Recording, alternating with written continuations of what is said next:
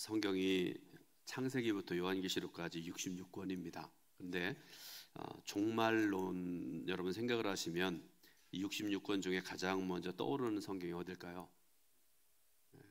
되게 요한계시록을 생각을 합니다. 근데 요한계시록을 자세히 또 신중하게 읽어보고 연구해보고 그러면 요한계시록이 종말에 관한 말씀이 아니라는 것을 우리가 알 수 있습니다. 요한계시록은 하나님을 대적하는 자들, 그리고 교회를 핍박하는, 성경 말씀 보니까 짐승이라고 말씀하고요, 적그리스도 이렇게 말씀을 하세요.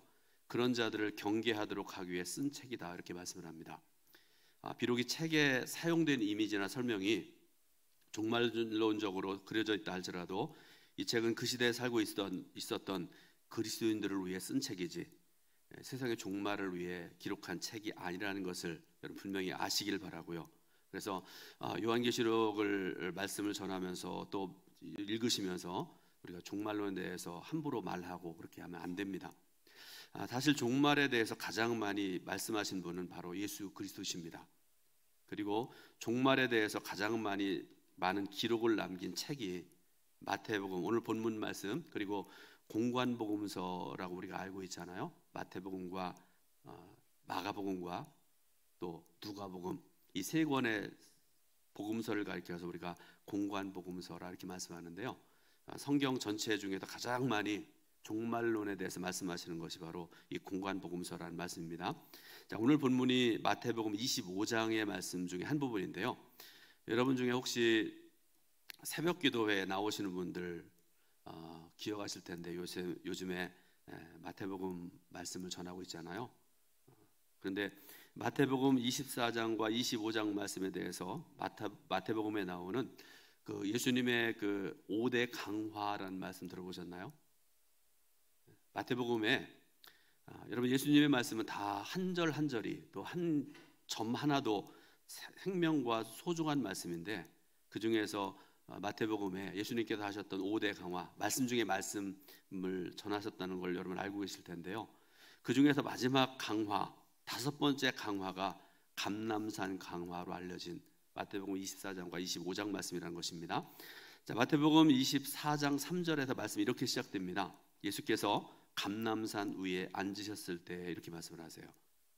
그렇기 때문에 예수님께서 감람산 꼭대기에 앉으셔서 말씀을 전하셨기 때문에 이름이 감람산 강화라는 제목이 붙여졌고요. 내용을 보면 종말에 대한 그런 내용들로 가득 차 있는 것을 볼 수가 있습니다. 그리고 본문은 유대인의 결혼 풍습에 근거한 비유의 말씀인데, 그러므로 본문을 이해하기 위해서는 먼저 유대인들의 결혼 풍습을 좀 알아야 됩니다. 우리 한국과는 전혀 다릅니다. 유명한 신학자들 중에 알드보라는 이 사람은 고고학자 중에 유명한 사람이고요. 그 다음에 엘버트 슈바이처라는, 여러분들 그 슈바이처 박사 아시죠? 이분은 학자라기보다는 그 인류애를 실천한, 아프리카에 가서 생명을 바쳐서 복음을 전하고 많은 영혼들을 구원했던 슈바이처 박사 여러분 알고 계시잖아요. 그분이 여러분 잘 모르시는 분들 많을 텐데 이분이 유명한 학자 중에 한 분이세요. 그래서 알드보라는 학자, 그 다음에 엘버트 슈바이처 박사에 의하면 유대인의 결혼식은 저녁 8시부터 9시 이후에 시작되었다 이렇게 알려져 있습니다. 우리하고 전혀 다르잖아요. 늦은 밤에 신랑의 친구들과 함께 신부를 데리러 가고, 신부는 신랑을 만나서 함께 결혼식장으로 가는데, 결혼잔치는 주로 신랑 부모의 집에서 이루어졌습니다. 그리고 혼인잔치는 보통의 경우 7일 동안 계속되어졌다 이렇게 알려졌습니다. 그리고 어떤 경우에는요 2주간 동안 연장되어서 결혼식을 진행되는 경우도 있다 이렇게 알려져 있습니다. 그래서 결혼식에서 가장 중요한 예식은 신부가 신랑을 만나고 신랑의 집으로 가서 결혼식을 행하는 것입니다. 그런데 알드보라는 학자에 의하면 결혼 계약서에는 이런 내용이 담겨져 있다고 합니다. 지금도 여러분 한국에도 결혼식 하면 주로 주례자들이 쓰잖아요. 거기다가 신랑 혼인서약서, 신부 혼인서약서 읽게 하고 그렇게 하지 않습니까? 그런데 알드보라는 학자에 의하면 그 결혼 계약서에 이런 내용이 담겨 있다고 합니다. 그녀는 내 아내요, 나는 오늘부터 영원히 그의 남편이다. 여자는 일체에 선언하지 않는다. 주님과 교회의 관계를 이해할 때 이 내용이 상당히 중요한 의미를 갖는다. 저 모르겠습니다. 학자가 연구해서 발표한 결과니까 제가 말씀드리는데요. 그 다음에 또 엘버트 슈바이처는 베들레헴 지방의 결혼 풍습을 이야기하는데요. 베들레헴에도 결혼식이 밤에 이루어집니다. 유대인들 다 마찬가지니까요. 그런데 밤 결혼식에서 가장 중요한 것이, 당시에는 전기가 없었잖아요. 횃불이 가장 중요한 것은 말할 필요도 없을 것인데요. 이때 사용되는 것이 등불인데, 한글 성경에는 등불이라고 번역되는데 횃불로 번역하는 것이 더 정확한 번역이다, 이렇게 알려져 있습니다. 횃불은 일반적으로 올리브 기름에 적신 헝겊 조각을 감싼 막대기를 구리 접시에 고정시킨 것이다. 그리고 이 불은 대개 15분 정도밖에 타지 못한다. 횃불은 신부가 신랑을 맞을 준비를 하기 위해 사용했고 결혼 행렬 때에도 사용되었다. 그리고 손님들은 횃불이 꺼질 때까지 춤을 추었다. 이게 슈바이처 박사가 얘기하는 베들레헴 지방의 결혼 풍습입니다. 자, 여러분, 성경은 창세기 1장 1절에 태초에라는 말씀으로 시작되어집니다. 우리가 시간을 얘기할 때 사용하는 단어 중에 영원이라는 말을 사용하잖아요. 영원부터 영원까지, 그런 말씀들 여러분 알고 계시지 않습니까? 이 영원이라는 말의 뜻이 뭔가 하면 어떤 상태가 끝없이 이어짐, 혹은 시간을 초월하여 변하지 아니함이라는 뜻을 가지고 있는 말이 영원이라는 말입니다. 그러므로 태초에라는 말씀은 영혼의 허리가 잘리면서 시간이 시작되는 순간입니다. 그리고 이처럼 우주의 시작으로 존재가 된 모든 것들은 시간적인 존재입니다. 좀 어려운 말이죠. 사람을 예로 들어볼게요. 좀 비밀인데 제가 여러분들에게 하나 비밀 말씀드리겠습니다. 저는 1961년에 태어났습니다. 근데 언제 죽을지는 몰라요. 하나님 부르시면 오늘 당장에도 갈 수 있고요. 또 10년 후에 부르실지 50년 후에 부르실지 아무도 모릅니다. 하나님만 아십니다. 그렇기 때문에 인간도 시간적인 존재일 수밖에 없다는 말씀이죠. 여러분들도 태어난 날 알고 계시잖아요. 그런데 하늘나라 가는 날은 아무도 모릅니다. 우리 인간들이 시간적인 존재라는 그런 말씀입니다. 그래서 태어나는 순간이 있는가 하면 죽는 순간이 있습니다. 종말은 오고 있고 우리는 그 종말을 향해서 한 걸음 한 걸음씩 걸어가고 있는 존재라는 그런 말씀이기도 합니다. 종말론에 대해서 말씀하는 마태복음 24장과 25장의 시작을 보게 되면 24장 3절에 제자들이 질문하는 것에 대해서 예수님께서 대답하시는 그런 말씀이 쭉 이렇게 나오고 있는데요. 24장 3절 말씀을 같이 한번 읽어보겠습니다. 예수께서 감람산 위에 앉으셨을 때 제자들이 조용히 와서 이르되 우리에게 이르소서 어느 때 이런 일이 있겠사오며 또 주의 임하심과 세상 끝에는 무슨 징조가 있사오리까. 아멘. 자, 예수님의 이런 질문에 대한 대답으로 준 말씀이 오늘 함께 읽은 본문을 포함한 마태복음 24장과 25장의 대부분의 말씀입니다. 곧 열천회의 비유로 알려진 그런 말씀인데, 그런데 이야기가 전개가 좀 이상합니다.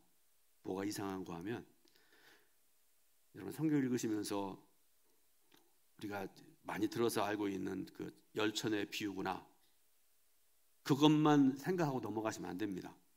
왜 이상하다고 말씀드리는가 하면, 결혼식 이야기에 신부는 나오는데 신랑은 나오는데 신부가 안 나와요. 그죠? 신부는 안 나오고 신랑과 열 처녀가 등장을 합니다. 이상하지 않습니까? 그래서 우리가 이런 질문을 할 수 있지 않습니까? 신부 한 명이면 되지 왜 10명이나 될까? 왜 신부가 안 나올까? 그런 생각을 한 번이나 해본 적이 있느냐는 그런 질문입니다. 성도를 혼란스럽게 만들지요. 앞에서도 유대인의 결혼식에 대해서 잠깐 말씀드렸었는데요. 결혼식은 밤 8시 혹은 9시에 시작되었습니다. 그런데 그날따라서 신랑이 아주 더디게 왔습니다. 기다려도 오지 아니하고 기다려도 오지 않는 신랑. 그 신랑을 기다리던 열 처녀들, 아마 기다리면서 이 사람들이 무슨 일일까 생각을 하다가 결국은 잠이 든 깊은 사이에, 잠이 깊이 들어있는 그런 사이에 신랑이 도착을 한 것입니다. 여러분 당시의 상황을 한번 상상해 보시기 바랍니다. 신랑이 오게 되니까 급하게 깨어난 10명의 신부들, 여러 가지 흩어지는 모습이 있겠죠. 화장도 하고 머리도 하고 옷도 이쁘게 입고 준비하고 기다리는데 신랑이 안 오는 거 아닙니까? 늦게 왔습니다. 자다가 깨어났습니다. 그 상황을 한번 생각을 해보세요.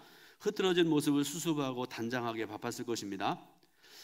어떤 생각을 제가 해봤는가 하면요, 어제 말씀 준비하면서 요즘에는 제가 그런 일이 별로 없는데요, 마치 새벽 기도회 시간에 늦게 일어난 이양로 목사 생각을 해봤습니다.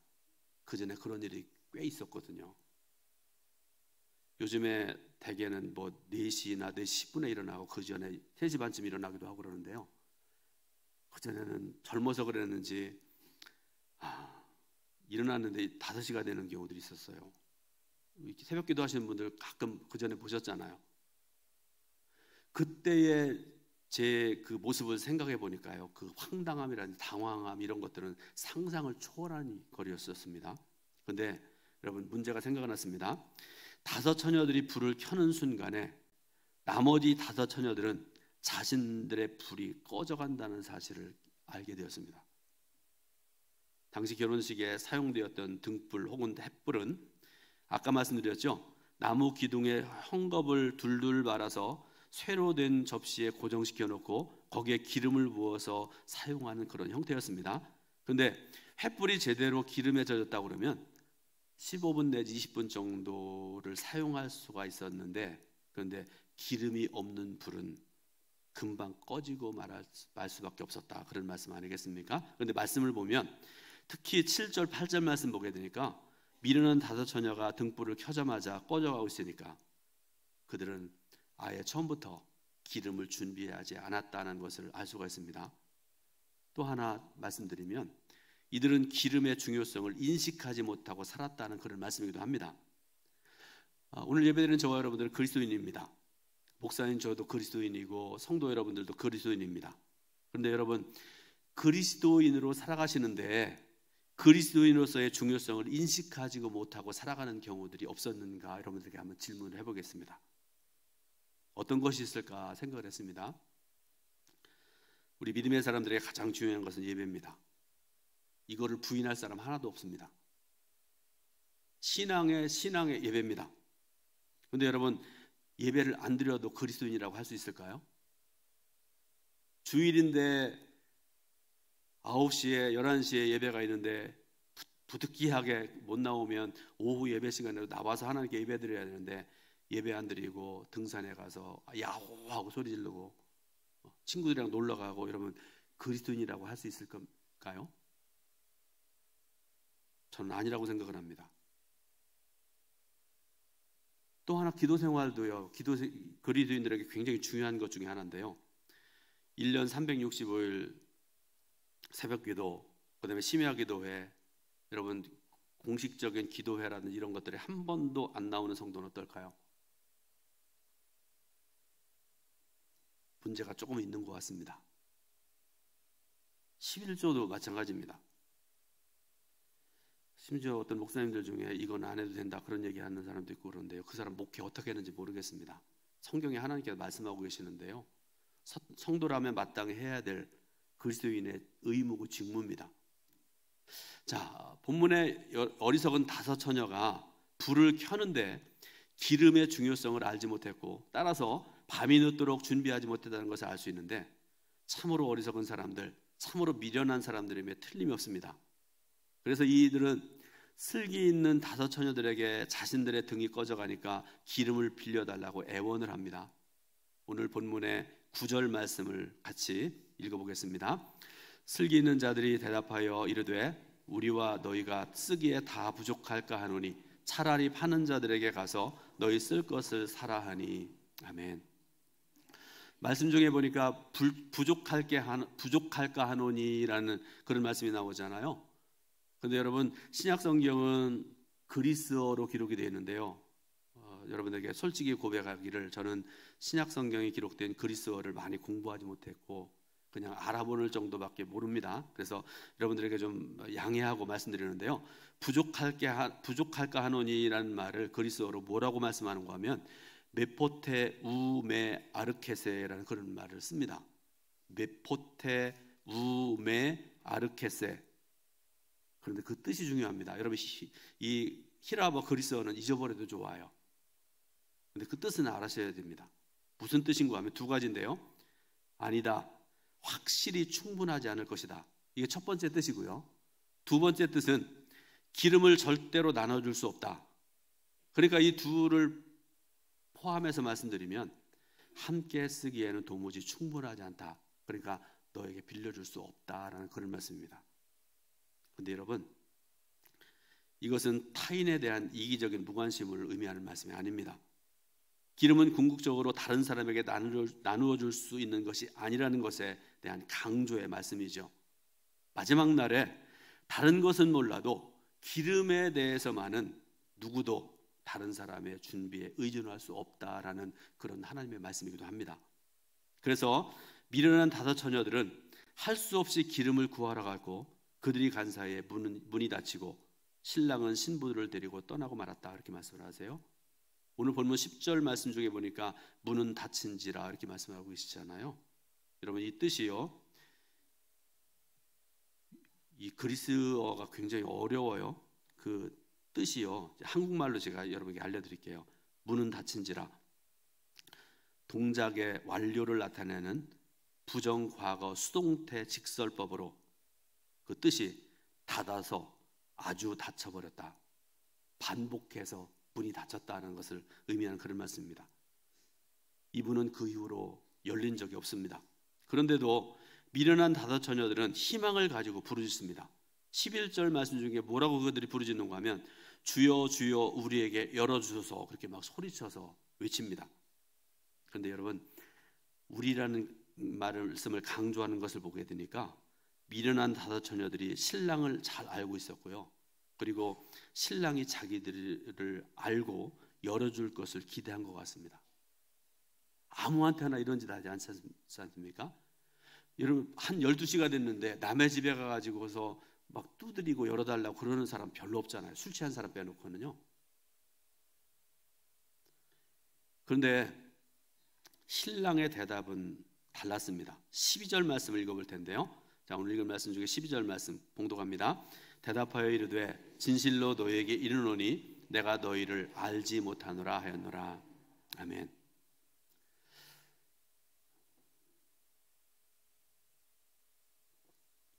내가 너희를 알지 못하노라라는 이 말씀을 제가 또 그리스 말로 준비를 해놨는데요. 근데 여러분, 그거 말씀 안 드리겠습니다.